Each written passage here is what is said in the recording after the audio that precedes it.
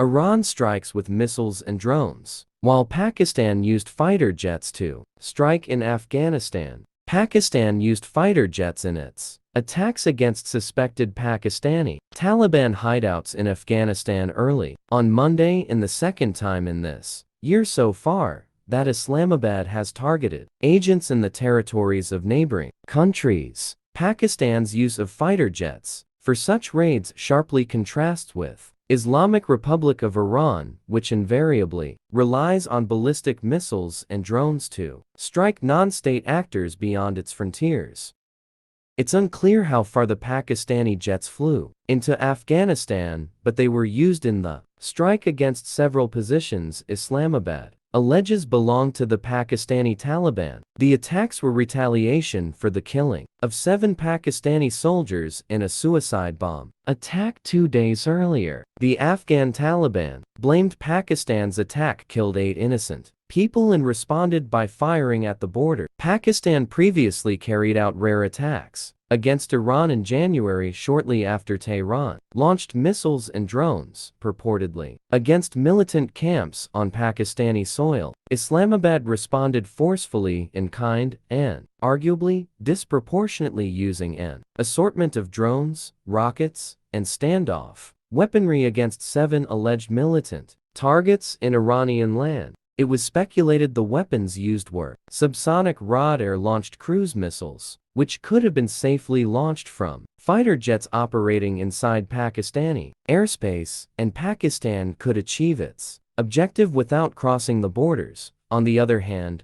Pakistani Air Force and military sources claimed aircraft and drones flew up to 12 miles inside Iranian airspace while conducting their strikes. Unlike the Taliban, Iran has an air force and significant ground-based air defenses, making an air raid using fighter jets inside Iranian airspace significantly more risky than Afghanistan. Strangely enough, Pakistan did it anyway. The Iranian attack that prompted Pakistan's brief ferocious and stronger response followed 2 simultaneous Iranian missile bombardments against targets in Syria's northwestern Idlib province and Iraqi Kurdistan. The latter attack perversely targeted the residence of a civilian businessman. Tehran has repeatedly relied on its ballistic missiles for such strikes since at least 2017, when it attacked Syria in response to an Islamic State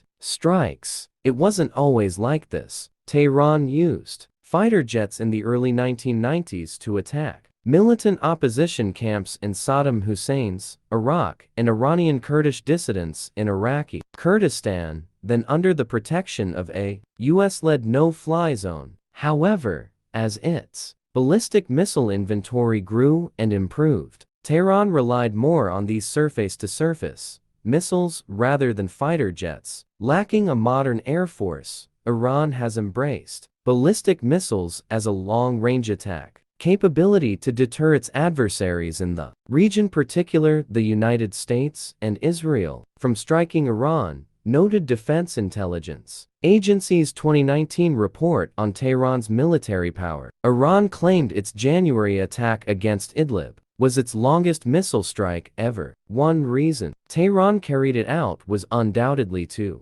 demonstrate its ability to potentially attack Israel, which is a comparable distance away from its territory. Iran's air force is also quite old. Its last significant fighter purchase was in the early 1990s from Russia, while Pakistan has a reputation of being thrifty with its air force by keeping old aircraft in continuous service much longer than many countries. It nevertheless has more modern fighters than Iran. While Tehran expects to receive Russian Su-35 flankers in the near future, Pakistan has already received comparable modern fighters. Unlike the Su-35, Pakistan's recently acquired Chengdu J-10C fighters from China and the latest version of the JF-17 Thunder it, co-developed with Beijing, the Block 3, feature active electronically scanned array radars. Incidentally, a Pakistani JF-17 struck down an Iranian drone in Pakistani airspace in 2017. Even if Iran receives Su-35s in the near future,